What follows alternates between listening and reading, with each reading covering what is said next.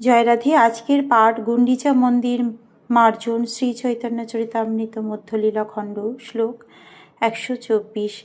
যদ্যপি গোসাইতারে হইয়াছে সন্তোষ, ধর্ম সংস্থাপনে লাগি বাহিরে মহারোষ। শিক্ষা লাগি স্বরূপে ডাকি কহিল তাহারে, এই দেখো তোমার গৌরিয়ার ব্যবহারে।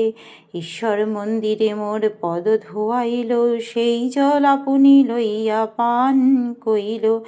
এই অপরাধে মোর কাহা হবে গতি, তোমার গৌরিয়া করে তেকো ফই জ্যোতি। যদিও শ্রী চৈতন্য মহাপ্রভু তার প্রতি প্রসন্ন হয়েছিলেন, কিন্তু ধর্ম সংস্থাপন করার জন্য তিনি বাইরে প্রবল রাগ প্রদর্শন করলেন। জনসাধারণকে শিক্ষা দেওয়ার জন্য তিনি স্বরূপ দামোদরকে ডেকে বললেন, তোমার এই গৌরিয়ার ব্যবহার দেখো। ভগবানের মন্দিরে সে আমার পা ধোয়ালো, তারপর সেই জল সে পান করলো। এই অপরাধে আমার যে কি গতি হবে তা আমি জানি না। তোমার এই গৌরিয়া আমাকে এই অপরাধে বিজড়িত করলো। তবে স্বরূপ গোসাই তার ঘাড়ে হাত দিয়া, ঢাকা মারি পুরীরে বাহিরে রাখিলেন লইয়া। পুনঃ আসি প্রভু পাই করিল বিনয়, অজ্ঞ অপরাধ ক্ষমা করিতে জুয়াই।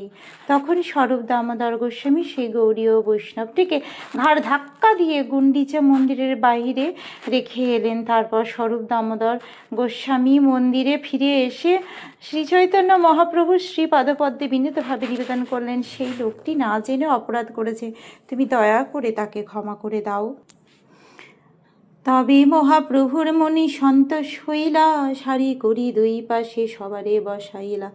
আপনে বসিয়া মাঝে আপনারও হাতে, তৃণ কাঁকর কুটা লাগিলা কুড়াইতে। কে কত কুড়াই সব একত্র করিব, যার অল্প তার ঠাঁই পিঠাপানা লইব।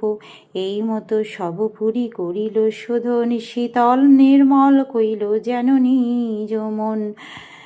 প্রণালিকা ছাড়ি যদি পানি বহাইল, নূতন নদী যেন সমুদ্রে মিলিল।